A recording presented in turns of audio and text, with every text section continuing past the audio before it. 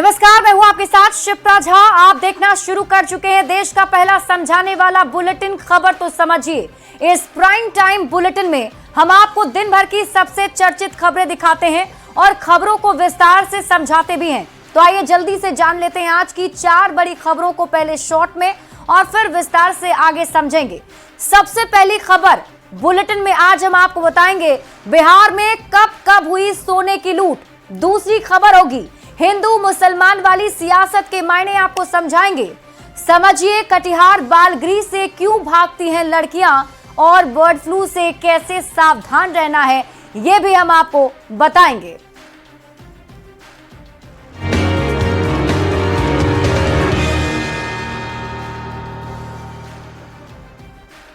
वैसे तो हम बुलेटिन की शुरुआत पॉलिटिकल खबरों से करते हैं, लेकिन आज सबसे पहले बात होगी सबसे बड़ी लूट की।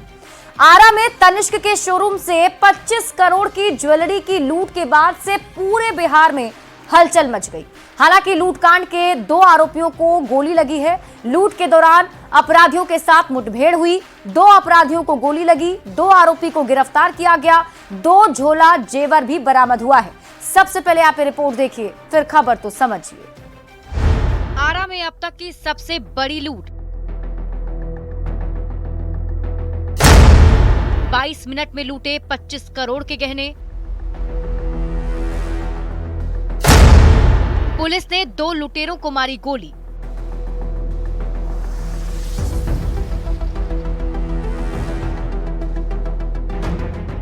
आरा में बदमाश कितने बेखौफ हैं उसकी बानगी देखिए।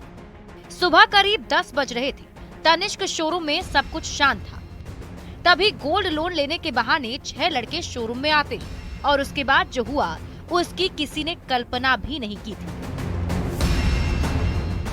नगर थाना क्षेत्र के गोपाली चौक पर तनिष्क के शोरूम में 25 करोड़ के सोने की लूट नहीं बल्कि डकैती करी। और इस बड़ी वारदात की तस्दीक तनिष्क शोरूम के बाहर खड़ी हजारों की भीड़ कर रही है।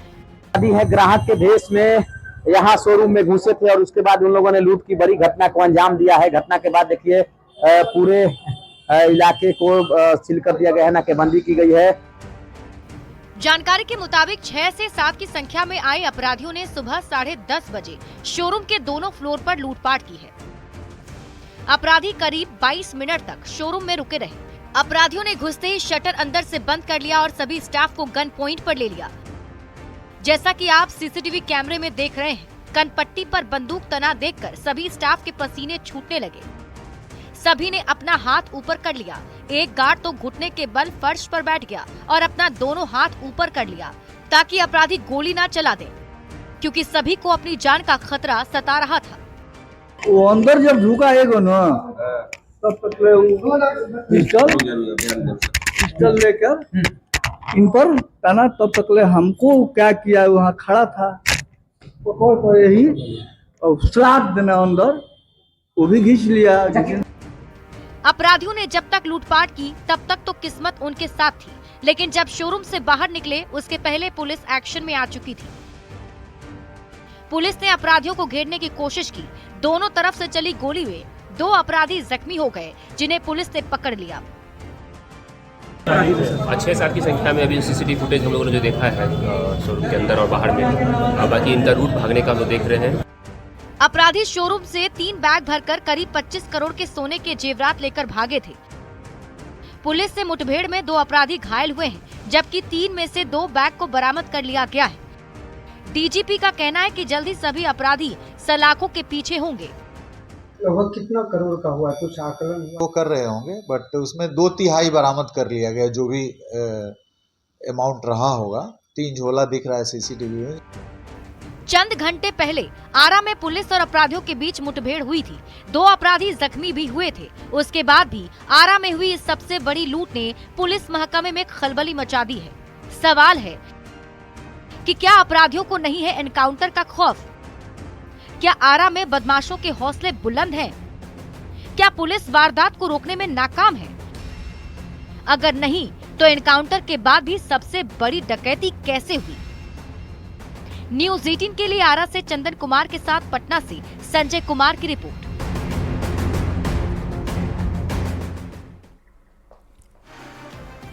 और अब आप खबर तो समझिए। आरा में 25 करोड़ के सोने की लूट हुई, जिसके बाद से पुलिस ने कार्रवाई भी की। लेकिन अब ये जानना जरूरी है कि हाल के 4-5 सालों में कब कब बड़ा सोना लूटकांड हुआ है। तो आइए आपको बताते हैं। देखिए, बिहार में सोना लूट की बड़ी घटनाओं की अगर हम बात करें तो 28 मार्च 2019 को छपरा में ज्वेलरी शॉप में करीब 1 करोड़ के जेवर की लूटपाट की गई थी। आगे बढ़ते हैं, बात अगली तारीख की 2020 में भी मुजफ्फरपुर में मुथूट फाइनेंस से 10 करोड़ के सोने की लूटपाट की गई थी। बात उसके बाद कर ले 9 दिसंबर 2020 की, तो दरभंगा में अलंकार ज्वेलर्स से 5 करोड़ के सोना की लूट हुई थी। इसके बाद आगे बढ़ते हैं तो आंकड़ा आता है 6 फरवरी 2021 का, जब भागलपुर में गहनों की दुकान से 2 किलो सोना की लूटपाट की गई। इसके बाद आगे बढ़ेंगे, साल 2022 की बात कर लीजिए। 21 जनवरी 2022 को पटना में आभूषण दुकान से 30 से 35 किलो सोना की लूटपाट की गई थी। और आपको बता दें कि 2023 में भी, यानी कि साल 2023 में भी शेखपुरा में गोल्ड लोन देने वाली कंपनी में 2 करोड़ के सोने की लूट हुई थी। उसके बाद साल 2024 की बात कर लीजिए। 7 मार्च 2024 को पटना में 2 किलो सोने की लूट हुई थी। 10 मार्च 2024 को आरा में ही तनिष्क शोरूम में 25 करोड़ के सोने की लूटपाट की वारदात को अंजाम दिया गया है। अब आपके मन में यह सवाल उठ रहा होगा कि अपराधी सोना लूट पर इतना फोकस क्यों करते हैं। तो आइए अब आपको इसको समझाते हैं। देखिए, कहीं भी लूटकांड को अंजाम देना खतरनाक होता है, लेकिन फिर भी सोना लूटना एक तरह से आसान है, क्योंकि एक ही जगह पर दुकान या फिर गोल्ड लोन देने वाली कंपनी पर धावा बोलना है। जितनी मात्रा में वहां पर सोना मौजूद होता है, उतनी सुरक्षा व्यवस्था नहीं होती है। मतलब कि अपराधियों को यहां पर जान का खतरा कम सताता है, और यही वजह है कि वो ज्वेलरी शॉप को अपना निशाना बनाते हैं। मतलब ये कि अपराधियों को ये लगता है कि सोने की दुकान या गोल्ड लोन वाली कंपनी में लूट करने में कम खतरा है और ज्यादा कमाई हो सकती है। यही वजह है कि अपराधी सोना लूट पर ज्यादा फोकस करते हैं। और आज भी आरा में अपराधियों ने करीब 6 से 7 की संख्या में अपराधी पहुंचे थे, जिसने 25 करोड़ का जो सोना लूट है उसे अंजाम दिया। बढ़ते हैं आगे और बात अगली खबर की। बीजेपी विधायक हरिभूषण ठाकुर बचौल ने यह बयान दिया कि रंग से आपत्ति है तो गुलाल ना बेचें, मुसलमान एक दिन घर से ना निकले, बड़ा दिल दिखाएं।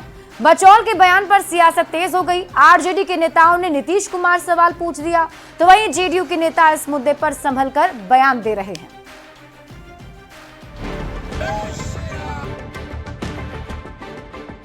रंग लगाने में इस्लाम प्रभावित हो जाता है, लेकिन बेचने में प्रभावित नहीं होता है। यह उनकी दोहरी नीति है।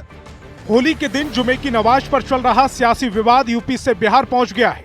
बीजेपी विधायक हरिभूषण ठाकुर बचौल ने यह कहकर बिहार के राजनीतिक माहौल को गर्मा दिया कि रंग से आपत्ति है तो मुसलमान गुलाल न बेचे, एक दिन घर से बाहर न निकले, बड़ा दिल दिखाएं।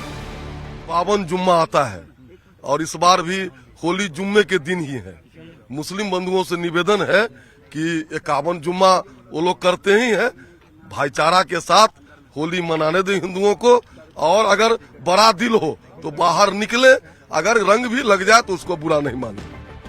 होली के दिन मुसलमान घरों में रहने वाले बीजेपी विधायक हरिभूषण ठाकुर बचौल के बयान पर कड़ी प्रतिक्रिया देते हुए आरजेडी नेता और पूर्व मुख्यमंत्री राबड़ी देवी ने कहा कि बिहार की जनता बीजेपी को देश और बिहार से भगाएगी। और अगर ये प्रधानमंत्री का हिम्मत है और बिहार से देश भर के मुसलमानों को भगाने का काम करेंगे, राज कहीं बनाने का काम करेंगे। वहीं नेता प्रतिपक्ष तेजस्वी यादव ने कहा है कि सीएम नीतीश कुमार को हिम्मत नहीं है कि वे बचौल को बुलाकर डांट सके। ये कौन बचौल या उनके पिताजी के बाप का राज है क्या? ये है कौन बचौल? कैसे इस तरह का बयान दे सकता है? और सरकार के मुख्यमंत्री कहाँ हैं? होली में मुसलमानों के रंग गुलाल नहीं बेचने की बचौल की अपील पर जेडीयू ने सधी हुई प्रतिक्रिया दी। मंत्री श्रवण कुमार ने बचौल के बयान को व्यक्तिगत बताया, लेकिन साथ में ये भी कह दिया कि बिहार में बिहार मॉडल ही चलेगा। मॉडल चलेगा या नीतीश मॉडल चलेगा बिहार में? बिहार में तो बिहार मॉडल ही चलता है और बिहार मॉडल ही आज देश में प्रसिद्ध है। यूपी के संभल से इस विवाद की शुरुआत हुई। मुसलमानों को अधिकारी की नसीहत से शुरू हुए इस विवाद में पहले यूपी की सियासत को गरमाया और अब बिहार की राजनीति को गरमाना शुरू कर दिया है। न्यूज़ 18 के लिए पटना से अमित कुमार और संजय कुमार के साथ ब्यूरो रिपोर्ट। और आइए अब त्योहार के मौसम में हिंदू मुसलमान वाली इस सियासत को समझते हैं। और इसको समझने के पहले जानना जरूरी है कि इस विवाद की शुरुआत कहां से हुई। तो ये जान लीजिए कि इस विवाद की शुरुआत उत्तर प्रदेश के संभल से हुई है। दरअसल इस बार होली 14 मार्च को है, यानी कि 14 मार्च को शुक्रवार आने वाला है, यानी कि शुक्रवार के दिन होली होगी। अब शुक्रवार यानी होली के दिन हिंदू होली खेलेंगे, जबकि शुक्रवार यानी जुम्मे को मुसलमान नमाज पढ़ते हैं। और ये भी जग जाहिर है कि ज्यादातर मुसलमान रंग नहीं खेलते हैं। अब चूंकि इधर संभल में काफी दिनों से सांप्रदायिक वजहों से विवादों में संभल रहा है, तो ऐसे में होली के दिन नमाज पढ़ने जाते समय मुसलमानों पर भी रंग पड़ सकता है, जिससे कानून व्यवस्था केसती पैदा हो सकती है। इसी बात को ध्यान में रखते हुए संभल के सीओ अनुज चौधरी ने मुसलमानों को सलाह दी कि अगर रंग से परहेज है तो नमाज थोड़ा देर से पढ़ने जाए या फिर घर पर रहकर ही नमाज पढ़ लीजिए। संभल के सीओ अनुज चौधरी ने कहा, जुम्मा साल में 52 बार आता है, लेकिन हिंदुओं की होली साल में एक बार आती है। तो ऐसे में आपसी सौहार्द बनाए रखने के लिए मुसलमान या तो देर से नमाज पढ़ने जाएं या फिर अपने घर पर ही नमाज पढ़ सकते हैं। संभल सीओ के इस बयान के बाद यूपी में सियासत गर्मा गई। विपक्ष के नेताओं ने अधिकारी के साथ साथ सरकार को भी निशाने पर ले लिया और अभी यूपी में विवाद चल ही रहा था कि बिहार में बीजेपी के विधायक हरिभूषण ठाकुर बचौल इस विवाद में कूद पड़े। हरिभूषण ठाकुर बचौल ने कह दिया कि मुसलमानों को रंग से परहेज है तो फिर गुलाल क्यों बेचते हैं। बचौल ने संभल के सीओ की तरह ही कहा कि जुम्मा साल में 52 बार आता है, होली साल में एक बार आती है। मुसलमान बड़ा दिल दिखाएं और रंग से परहेज है तो अपने घर से बाहर ना निकलें। अब बचौल के इस बयान पर बिहार में सियासत शुरू हो गई। तेजस्वी यादव ने सीधे हरिभूषण ठाकुर बचौल के बयान पर कड़ी प्रतिक्रिया दी और कहा कि बचौल कौन होते हैं ऐसा बयान देने वाले। वैसे बीजेपी के नेता बार बार आरजेडी पर मुस्लिम तुष्टीकरण का आरोप लगाते हैं और तेजस्वी यादव के बयान पर बीजेपी नेताओं ने एक बार फिर से कहा कि तेजस्वी यादव को अपने वोट बैंक की चिंता है। मतलब ये कि संभल में कानून व्यवस्था पर शुरू हुई बात अब पूरी तरह से राजनीतिक रंग ले चुकी है।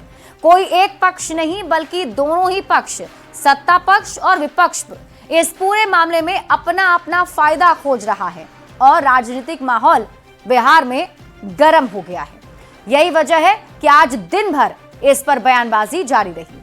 बढ़ते हैं आगे और बात अगली खबर की।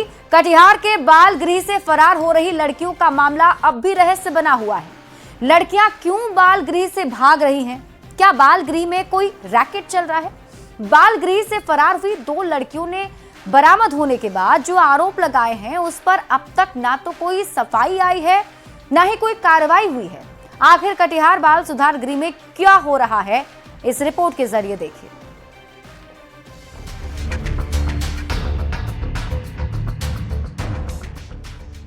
कटिहार का ये बाल सुधार गृह सवालों के घेरे में है।